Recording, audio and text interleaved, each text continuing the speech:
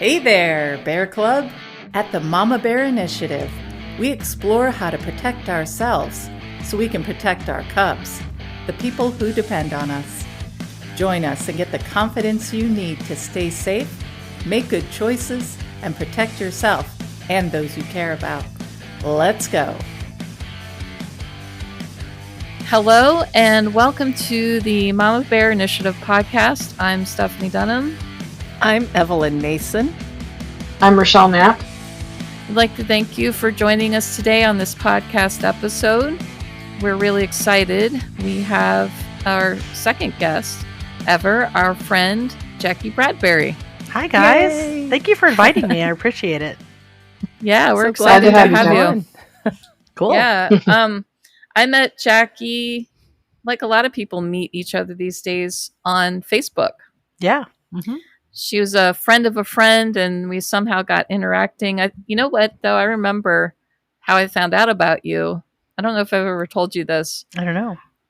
But I was looking up someone on, I'll tell you later who it is. I was looking up someone on the internet because I came across them on Facebook and they seemed kind of odd to me. Okay. And I happened to come across a blog post you did about that person. I know who it is. Okay. Okay. You wrote a letter to that person. I know exactly who you mean. Yep. Mm-hmm. Okay. Yeah. And I was intrigued. So I started reading more. And then I found you on Facebook. And then we started interacting through the Women of the Martial Arts blogosphere, I think. I think so. Yeah. Yeah. And we've just become friends over the last, 5 years or so. Sure. Well, and then Rochelle and Evelyn got to meet you too. Exactly. And I think, we have one of the advantage of the modern era is that we have these tools to help connect us to people. Sometimes, especially when we're training, like in our garages or, we're hanging out with just our little circle of friends in our little part of the world. It feels like we're very isolated, but the advantage we have of technology now is being able to reach out to and find other like-minded people, even if we're not in the same town or same state or even same country. Or same time zone. Same time zone, exactly. Yeah. Some of us live in the correct time zone like I do, and then everybody else lives in the wrong time zone. I see how it is. Oh, that's 100% how it is. Yep. The correct time zone. That's funny. It's true, though. Yep. So, Jackie, why don't you tell us some stuff about yourself, like interesting things that would be relevant to what we're talking about today? Sure. I am a martial arts instructor. I teach an art called Precis Arnis, which is a blend of two Filipino martial arts, modern Arnis and Combaton, that was created by two brothers. So modern Arnis is Professor Remy Precis. Combaton is Great Grandmaster Ernesto Precis, and my teacher, Mark Lynn, put together a blend of it, and that's what my husband and I teach at our school. I started training 16 years ago in Memphis, Tennessee, in modern Arnis. Then I moved around a bunch and ended up in Texas with my current instructor, Mark Lynn. And then how we found each other is a really funny story that it would probably eat up too much time today. But we trained with him ever since. So we started training with him in November of 2010. And actually I get to see him in about 5 weeks. So I'm looking forward to that. We moved to Kansas City in 2018 and opened up our school 3 years ago. The reason why Mark's coming is for our 3-year anniversary of our school. We run one of the few FMA or Filipino martial arts only traditional martial arts schools in North America. There aren't many of us. And there are some really great ones out there, but we're few and far between. And all we teach is Precis Arnis. We have about 33 students right now. We're tiny, but we're mighty, and we survived this long. And we opened when COVID was still a thing, because we're not the brightest bulbs on the tree, that's for sure.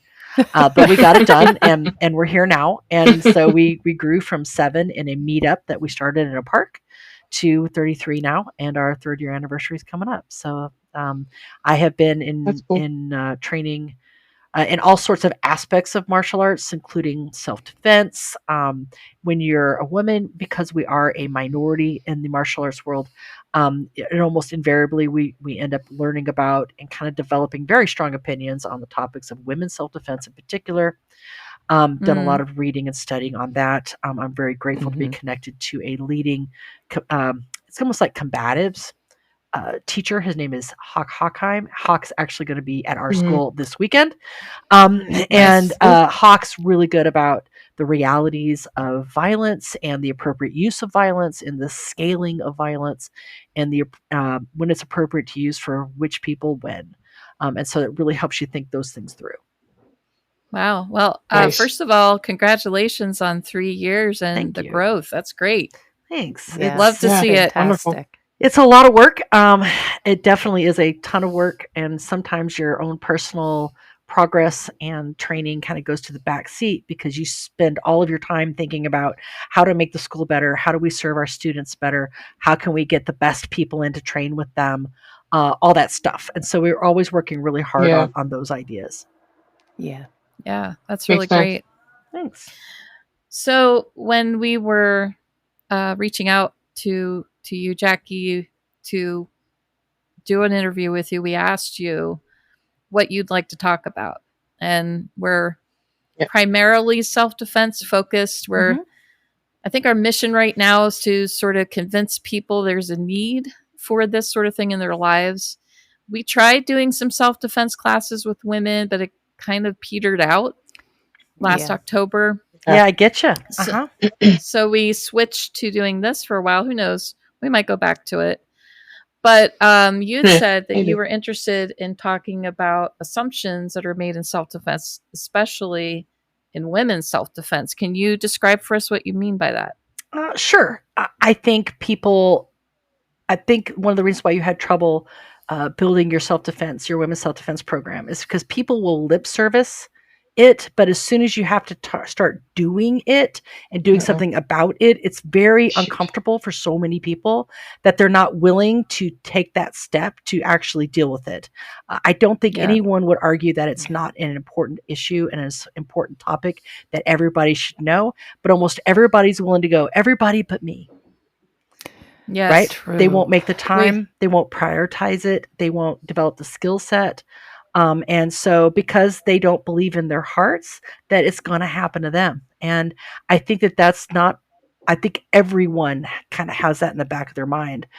And for those of us who go into self-defense and train it and take it as a serious topic, we're the vast minority. And I think that's why you had trouble doing that. And I think that's why we had similar trouble when we tried to do it. So it's amazing that so much lip service is given to self-defense, but so little action is actually taken. Yeah, we definitely ran into those sorts of issues. One of our biggest problems was people would say to our faces, yeah, that's a great idea. I should definitely get into that. But then when asked to join or offered something, they would, oh, no, I don't have time. I don't have time. Or whatever. Exactly right. Oh, I'm busy. Yeah, Yeah. it's funny. You're busy for that stuff, but not for a topic that could potentially save yours or your loved ones' safety and your life and your health. Right. Yeah. So it doesn't surprise me. Yeah. Or some people, we aren't really well versed on what self-defense actually is in general. Male, female, everyone, kids. We don't talk about it in a way that's serious or in a way that is realistic. How many times have you heard people getting in trouble with the law because they said, it was self-defense. Yes, this guy yelled at me, and so I knocked his teeth out. That's self-defense. And it's like, no, it's not. It's not. No. That's assault. Yeah. Yeah, it is. It's assault for sure. It's assault. Battery. Yeah. Or, he pushed me. I pushed him back, and then I beat him down, and I kept beating him so he wouldn't hit me again.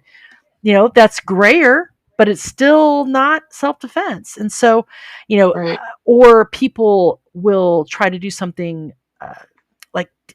decide that, I'm going to go straight to lethal force. So people who carry firearms, I don't believe there's anything wrong with carrying a firearm, but I think you should have more choices in life, because if it's nothing or dead, that's a very short scale. And, it's not always a situation where that is appropriate. And we don't Right. take enough time thinking about that. I had that big complaint with the firearms community, how often I have run across people in my time say, oh, I don't need to know martial arts, or I don't need to learn about self-defense because Yeah. I'm just going to pull up my gun and shoot them. And it's like, I think you are vastly underestimating, number one, the legality of that, but number two, the emotional toll on you when that happens. Yes. Because most of us Yeah, don't have what it takes in definitely. our hearts to take a life. Right. Right. Right. Right. And they Yeah. don't think it through until that moment comes. And then it not only destroys the person who's gone's life and all the people who love that person, even if they were involved in something that wasn't good, but it destroys you. You change. You're Yeah. not who you were. And you don't give any thought to that before that it happens.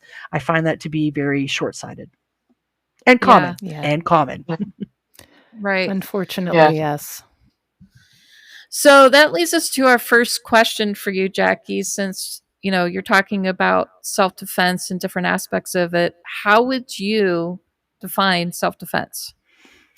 Self-defense is the actions that you take in the immediate vicinity of threat to make you and people you're responsible for safe. So what that means is it can be as simple as you're walking down the street, you see a crowd of people, you see a fight in front of you, your car might be on the other side of that crowd, but you're going to turn around and not go into that crowd, right? That's self-defense. Mm-hmm. All the way up to, someone is threatening you or your life, and they're not kidding, because you have to take those things very seriously. If someone says, I'm going to kill you, you should believe them.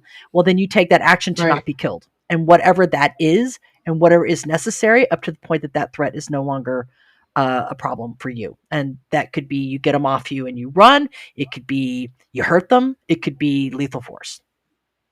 Right. Depends on the circumstance. Right. Yeah. And when we were teaching it, we're trying to de-escalate first, but sometimes you can't. Sometimes you can. And avoidance, the classic martial arts scenario in self-defense, which always kind of cracks me up, because of when you ask the question, who thought of this scenario. Well, you're drinking in the bar and this happens. Right. It's like, well, okay.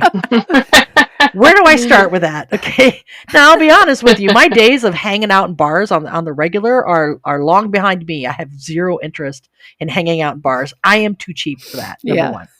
I get cheaper beer and drink it at my house. You know what I'm saying? But not wrong. But hanging out frequently among people who are inebriated or otherwise have altered consciousness, that's risky. That's a risky thing, and I recognize that. So when I'm in areas like that, like when I go to I've been known to go to Chiefs games. When I go to Chiefs game, there are plenty of people drinking there. And I'm always paying a lot more attention. I don't drink out there. I do not drink alcohol when I'm at Arrowhead Stadium. I don't need to. Number one, because I'm just enjoying the winning. But secondly, right. I'm around a lot of people who are inebriated, right? And so this is a cocktail. Sports fans, high energy, lots of inebriated people. Marijuana is legal in the state, but that tends to chill people out. So it's a little bit different of a problem with those guys, but I'm always paying attention, because it's a toxic stew of fighting and bad things that could happen. Yeah. I mean, because crowds do that, and so I'm really super aware there. Now, does that mean that I don't have the right to go to a Chiefs game and not be assaulted? Of course, but the reality is Right? that that's where they are, and it's a toxic stew, and if I choose to go there, I have to be aware of that and behave accordingly. That's why I don't drink out there. Right. Yeah. That's It's funny that we were doing some vocal, facial, physical self-defense training last week on Tuesday, and guess where some people were? Where? In a bar. There you go. In a bar. At a bar. I'm at the bar and a At guy the bar. comes up to But me and honestly, I mean, that does make sense, because, again, places of outside of people who engage in criminality, right? For most of us who do not engage in criminal activity, the most likely place of violence is going to be from your family, and is going to be in places where people have altered consciousness. if drunks, people taking things the wrong way, Right. drunk lady, again, what way women treat each other in self-defense is very different. The way men treat women and the way women treat men. So it's kind of different socially, when violence is acceptable socially. So you will have a woman who wants to pick a fight with a woman. The reasons they do that is very different than what a man might have violence toward a woman, or a man toward another man. So just understanding those variables and those things. And I think most people, if they stop and they just take some time thinking about it, they know the answers. We all know the answers. It's just we don't want to think about them in detail, right?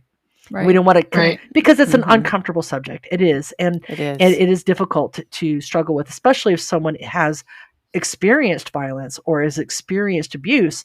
It's a difficult thing to try to work through in a way that you can get the emotionality out of it and think about it objectively, because it's hard to do. It's very hard to remove yourself from that. And I think that's another reason why people struggle with the topic. Yeah. Yeah. So I know a lot of times people say, well, I studied a martial art, so I could learn self-defense, that sort of thing. So just wondering about, the similarities, the differences between martial arts and self-defense. Sure. How they're connected, maybe how they're not. Yeah, sure. Okay. At our school, we teach Filipino martial arts. We do have sessions and elements where we focus on self-defense, but we mark it very clearly. This is self-defense. So these are the things we need to talk about versus martial arts, right? Especially given what I teach. I teach a Filipino martial art. If you don't know what that is, we are known in the Western world for being stick fighters. Okay. Now that is a great oversimplification of what we do, but that's what we're known for. Right. I mean, and I'm not bragging or nothing, but I mean, just because we're also known for knives, and yes, the choreography in the newest Dune movies is based on Balintawak, which is a Filipino martial art closely related to mine, I should say. So if you want to see good Filipino martial arts choreography, you'll see it in Dune and the Dune fighting. The knife fighting style of the Atreides is Balintawak. So nice. Yeah, which is really cool. You see a lot of Filipino martial arts in the movies. You just don't know that's what it is. But as hard as we train and as seriously as we take it, we also realize that I'm not going to get into a stick fight on the mean streets of Gladstone. It isn't going to happen. Right. Right. Yeah. More's the pity. Darn it. Sad but true. Right. Yeah. No. Saturday night stick fights. Yay. No. That doesn't happen. But people do get offered violence, and they do get offered violence against weapons. And so we take a lot of what we do, and on our times where we are being self-defense focused, like, for example, we will definitely work through what we call improvised weapons. So the principles we learn with a 28-inch rattan stick, or with a knife, or with a staff, we learn those things in our school. We then apply them. We have people bring in stuff like we have one of those really long, monster-sized ice scrapers. Right? That's a staff, right? And we take that and say, okay, so how would you use it? And it's kind of fun. We'll have like improvised weapons night or week, and we have people bring in everyday objects, things that they can take on an airplane, things that they can take in a federal courthouse, things that they can take in a school. And then we talk about, okay, so how do you weaponize those tools for self-defense? Now, with the understanding that anytime you use a tool in self-defense, you risk, if it's misinterpreted, right, depending on who's seeing what, you risk assault with a deadly weapon versus just assault. Okay. Empty hand is assault. With a tool, no matter what that tool is, it's deadly weapon. So you got to be aware of that being a thing. That being said, definitely. The rules greatly vary on where you live. To be frank, your gender, they view things with women differently. In many jurisdictions, and they do, especially if you're going against, like, I'm a little old fat lady, right? I'm in my mid 50s. We take those understandings of these are tools, these are things that we can use from every day, because we'd rather use a tool in our self-defense than empty hand, because fundamentally speaking, nobody goes to war empty handed. There's been no armies that lined up mano, right? And especially Right. if you're talking about self-defense, myself, a little fat lady going against like a 6'2", 18-year-old tough guy, the jury's going to look at that differently than if I initiated force, if I'm the bad guy against a 6'2" guy, he's got to be really careful, because what he can use in terms of self-defense against me is going to be viewed differently. And that's part of that study too. It needs to be understood. And we do talk about that in our school, but we very clearly mark, this is martial arts. Martial arts has many more applications than just self-defense. People, I think, assume that all martial arts are self-defense, and that's not true. They're not always taught that way. Yeah, that's for sure. It's for health, and fitness, it's for personal improvement, it's for historical reenactment, it's for cultural appreciation. It's for all of those reasons, and self-defense can and is sometimes a part of it as well. Gotcha. So that's the big difference. Yeah. Wow. Makes sense. You clarified that. I remember one of the first online lessons we did with you a few years ago for our women's self-defense class, and you were teaching us the Dos Manos. Okay. I was going to say mano a mano. That's not right. Mano is empty-handed, but yeah, Dos Manos. Yeah. Dos Manos. And how you explained to us how we could translate that into an everyday object. So since then, if I'm teaching that to anyone, we grab all sorts of interesting things, books, shoes. I've used shoes, backpacks, jackets, backpacks, all sorts of interesting scarves, things. Lanyards. Bottles, lanyards are fun. Like, so all the kids in school were lanyards, right? Or a lot of people who work like in their business place, they have lanyards as well. Those are great. I do. You can use those. I didn't even think of that as a lanyards. As a self-defense tool. Totally, sure can. Yeah, love it. So, Jackie, when it comes to training self-defense, is there differences between training a man as opposed to training a woman? Yes. The reasons women encounter violence in their lives are different than the reasons men encounter violence in their lives. Sometimes it's the same. So in case of like criminality is criminality. Whether they're doing it to take your stuff, whether they're doing that to hurt you, all of us suffer from that. In fact, men are more likely to die of criminality violence than women are, because they tend to be picked on more often. Okay. Right. But I think that there's a big gap in assumptions, and I kind of get amused when I see, because I'll see a lot of ads nationwide for women's self-defense, and the first thing they have is an image of a really fit woman in a halter top going, and it's like, that's not most women in the world. Okay. They always show kickboxing, and I don't know why they think kickboxing is self-defense, but that's not self-defense. And it often, especially by people who are males, who are well-meaning, but they haven't studied the reasons why women encounter violence. They're always going for this stranger danger, guy's going to jump you and try to rape you in the bushes. And it's like, that's a rare circumstance. It truly is.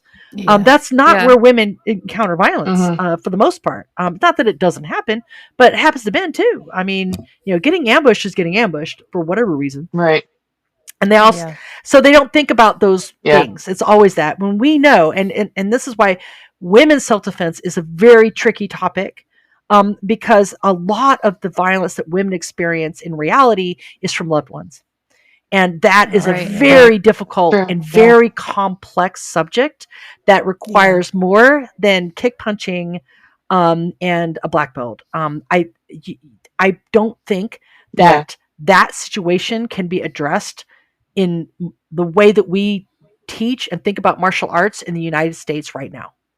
That is a very specialized subject, and we don't have the competence to be addressing it. That is where we start referring people to, experts in violence, in family violence, in spouse violence, in children and adults violence, both sides, right? I mean, all of that is very complex, and you can't punch kick your way out of that one.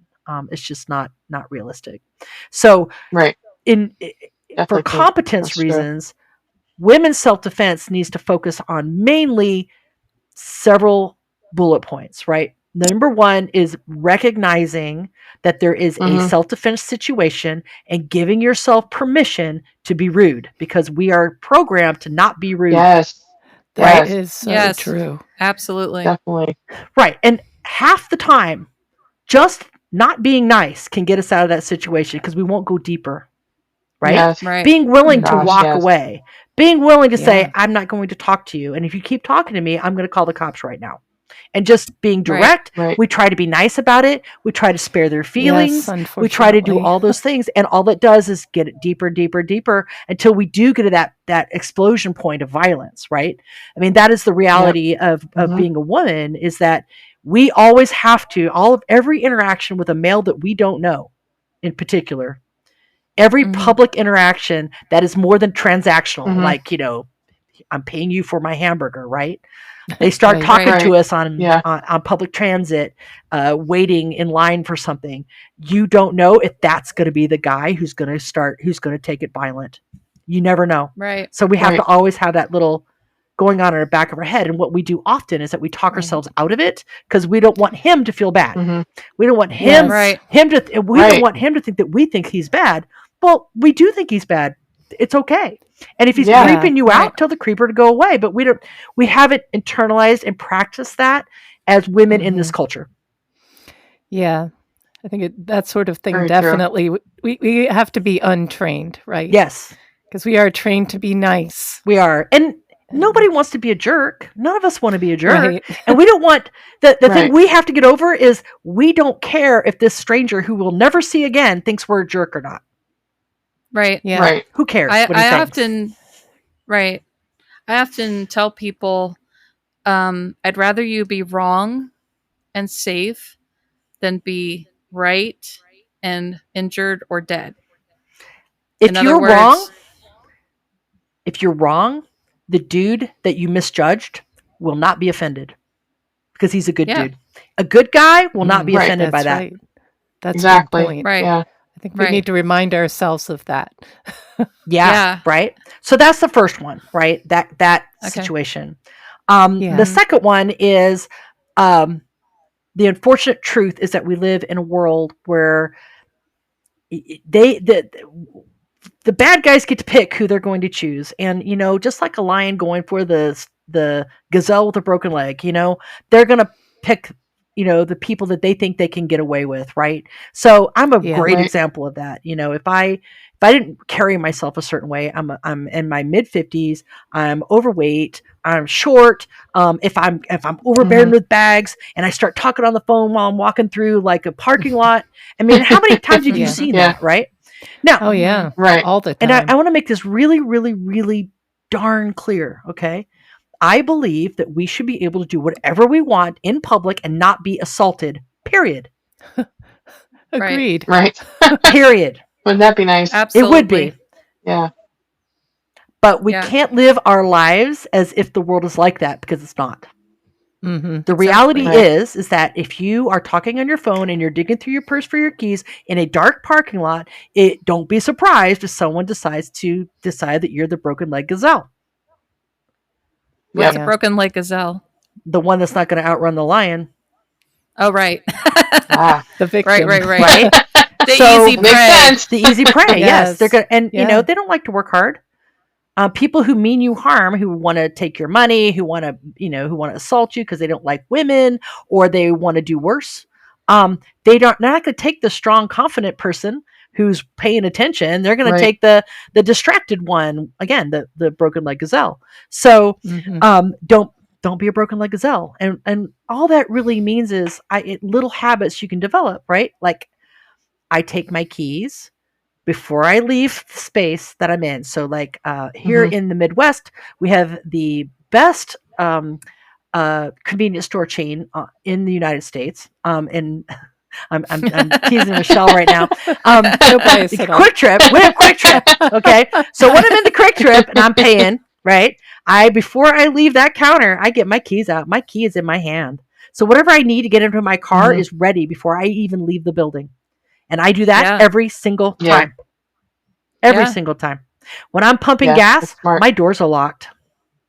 Mm-hmm. Nobody's going to sneak in Yes. from the other side while I'm distracted, right? It's good. Right. Yes.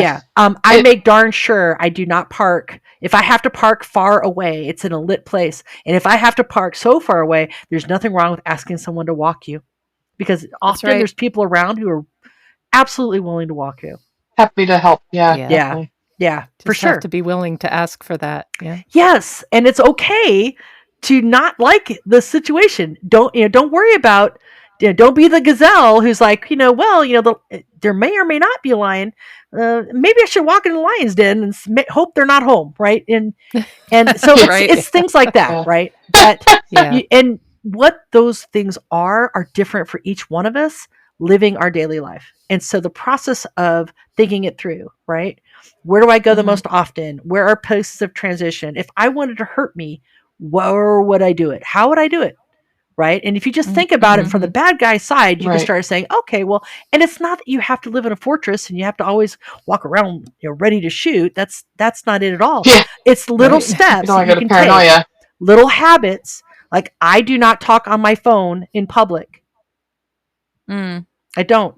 I That's a will good talk one. in my car. And if I'm getting out of my car, I hang up. Yeah. Mhm. Yeah. Right? Because Mhm. I'm not going to be distracted by my phone while I'm walking around in places of transition. Any parking lot. I do not. I'm always Right. paying attention and I look around the entire time I'm walking. Because Yeah. I am not a broken leg gazelle. I'm telling you that right now.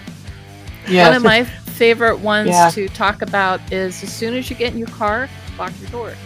Absolutely. Hey, Stephanie here. Thanks for listening to this first part of our interview with Jackie Bradbury. We hope that you got something out of it. Please come back next week for part 2. Have a great day. We hope you enjoyed today's episode. Thanks so much for joining us as we discussed such an important topic. We hope you got some food for thought and encouragement to keep going and keep growing. See you later, Bear Club. Remember to join the Bear Club on our Patreon page for exclusive content. The link is in the description. You can find our podcast on Google, Spotify, and Apple Podcasts.